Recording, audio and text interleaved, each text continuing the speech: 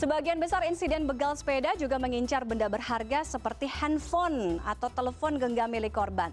Nah, menanggapi aksi pembegalan sepeda yang beberapa kali terjadi, sejumlah komunitas sepeda mengunggah foto sebagai upaya mencegah aksi serupa. Dan saat ini kita sudah terhubung dengan Akbar Darmansyah, salah seorang pesepeda yang juga pernah menjadi korban begal. Selamat malam, Akbar. Selamat malam, Mbak Tiffany. Oke, Akbar udah berapa lama ikut sepedaan?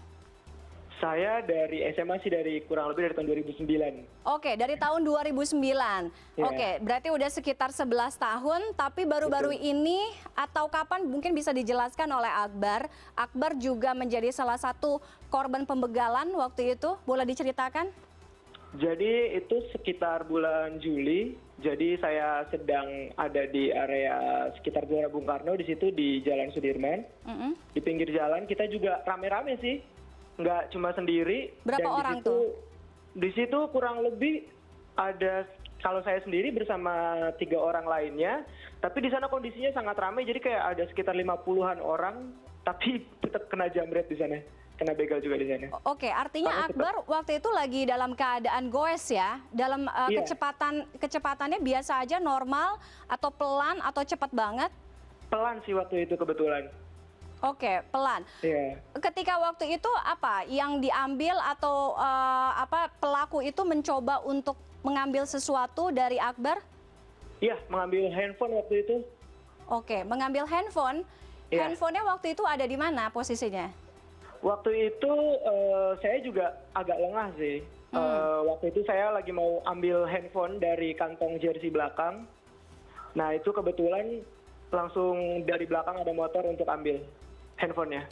Oke, oh jadi Akbar juga melihat persis ya pelaku menggunakan sepeda motor. Betul. Satu orang, dua orang? 2 orang. Dua orang, berboncengan berarti? Iya betul. Ada kelihatan mungkin pelaku lain yang menggunakan sepeda motor lain, karena biasanya kan kalau aksi kayak penjambretan menggunakan motor, biasanya kadang-kadang lebih dari satu motor, ada yang mengintai kan, kira-kira kayak gitu? Kalau itu sih cuma 1 motor dan 2 orang. Oke. Jadi untuk yang lainnya mungkin ada di situ mengintai, tapi saya nggak tahu, mungkin bisa jadi gitu juga. Oke, posisinya boleh diceritain lagi nggak Akbar? Ketika waktu itu yang mana nih, yang ada di posisi pengendarakah atau yang ada di jok belakang yang coba ambil handphonenya Akbar? Terus mungkin Akbar berlakukan perlawanan atau seperti apa? Jadi waktu itu yang jok belakang, yang penumpangnya itu yang ambil. Jadi dia agak turun sedikit, ambil handphonenya, terus langsung naik motor lagi, motornya langsung jalan kenceng gitu. Oh oke, jadi intinya kejadiannya cuma beberapa detik ya? Betul. Oke, Akbar sudah merasa kira-kira mungkin dari track mana gitu, ada perasaan kayaknya mungkin saya diikuti nih gitu, mungkin atau dipantau sama orang ini gitu, tahu gerak-geriknya, atau mungkin orangnya cuma random aja? Belum sih, waktu itu kan juga karena untuk berita penjambretan dan pembegalan terhadap pesepeda itu masih minim ya, masih di awal-awal, jadi belum terlalu aware. Jadi kalau misalkan sekarang mungkin ada motor deket dikit langsung aware, langsung nengok gitu. Oh oke.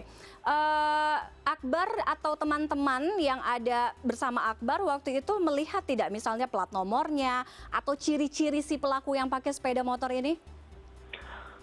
Mereka sih pakai masker dan helm tertutup. Oh, oke. Tapi untuk plat nomornya sendiri mereka nggak pakai plat nomor. Nggak pakai plat nomor? Akbar Iya, yakin betul. mereka tidak pakai plat nomor? Yakin tidak Oke. pakai plat nomor. Karena soalnya ada salah satu kasus juga yang saya baca, pelaku korban mengakui bahwa pelaku yang membegal dia itu tidak menggunakan plat nomor. Artinya memang modus operandi ini terjadi beberapa kali tidak menggunakan plat nomor itu tadi. Iya, seringnya sih untuk beberapa orang yang saya ketahui di begal atau di jambret itu kebanyakan mereka tidak menggunakan plat nomor. Oke. Apa yang Akbar lakukan waktu itu ketika handphone diambil, pelaku kabur, lapor tidak? Kebetulan saya nggak lapor juga sih. Oke. Kenapa tidak melapor? Karena memang untuk saya kasih tahu, misalkan ketika saya lapor, saya juga merasa kayak, oh ini juga saya juga nggak tahu orang itu siapa, dan kalau saya kasih tahu ciri-cirinya juga itu nggak terlalu lihat juga saya. Oke. Artinya mungkin kan kalau misalnya kita menjadi korban kriminalitas atau tindak kejahatan kan, pasti kan kita ada keinginan untuk melaporkan kepada pihak Betul. kepolisian untuk menuntaskan. Apalagi kalau misalnya sekarang kita lihat ada kejadian beberapa kali kan yang aksi pembegalan sepeda ini, Bar. Gimana?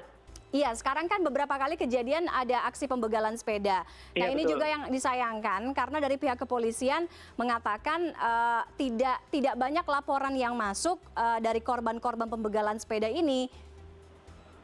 Iya, mungkin karena kami juga salah juga mungkin dan kurang akses juga. Karena waktu itu juga belum marak dan sekarang sih dari teman-teman pesepeda juga udah banyak sosialisasi juga. Semisal ada hal-hal seperti itu harus dilaporkan ke pihak berwajib supaya nanti kita juga lebih aman karena dijaga oleh pihak-pihak yang berwajib juga. Oke, setelah kejadian bulan Juni tadi ya, kalau nggak salah, saya Iya, dengar ya. Juli. Juli, oke. Setelah Iya. kejadian bulan Juli itu, kamu kapok bersepeda? Ya enggak sih kebetulan. Enggak, tetap Cuma- sepedaan ya. Udah Iya, beli handphone cuma baru nggak juga. was-was. Kalau handphone baru kebetulan ada handphone cadangan jadi pakai itu dulu. Oke, Bar, kalau kita melihat ini juga soalnya meresahkan. Saya juga soalnya suka goes kan sama teman-teman saya. Aksi-aksi pembegalan sepeda terjadi belakangan ini. Kemudian banyak juga yang melaporkan bahwa kejadiannya itu kebanyakan di Jakarta Selatan. Tapi dimanapun itu sebenarnya ini kita harus patut waspada kan. Apa yang Betul. bisa kamu share ke kita? Artinya kamu juga tergabung dalam satu komunitas agar Betul. goeser-goeser di luar sana ini juga notice gitu. Kalau misalnya mau sepedaan yang aman dan nyaman di tengah kondisi yang sekarang itu seperti apa? Kalau untuk waktu bersepedanya mungkin bisa kita misalkan kalau pagi jangan terlalu pagi, kalau malam jangan terlalu malam, tapi kalau misalkan memang sudah tuntutan misalkan kita pergi ke kantor ketika pulang terlalu malam, itu kalau bisa kita harus aware, jadi setiap mungkin ya lihat kondisi, kalau misalkan ada rute yang bisa kita pilih rute yang ramai, lebih pilih rute yang ramai. Dan kalau bisa jangan sendiri, bareng-bareng dengan teman.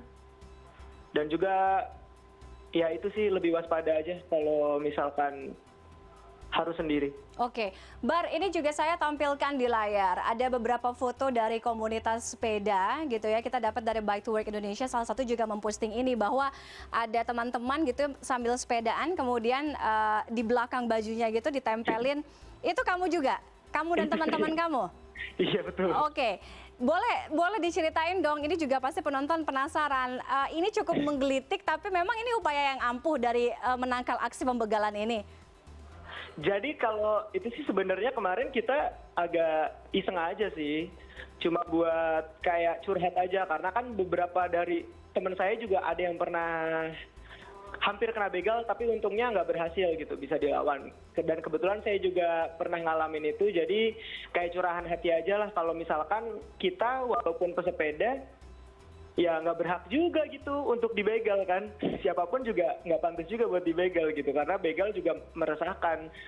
Oke, termasuk tulisan kamu itu ya, saya nggak punya duit, please jangan dibegal gitu. Salah satunya itu kalau nggak salah saya baca tadi. Oke, terima kasih banyak Akbar Darmansyah sudah berbagi informasi. Mudah-mudahan informasi dari kamu ini bisa menjadi catatan pelajaran buat para pesepeda di luar sana ya, untuk lebih waspada, untuk lebih hati-hati saat goes nanti ya. Terima kasih Akbar sudah bergabung dengan CNN Indonesia Connected malam hari ini. Selamat malam. Sama-sama, terima kasih kembali.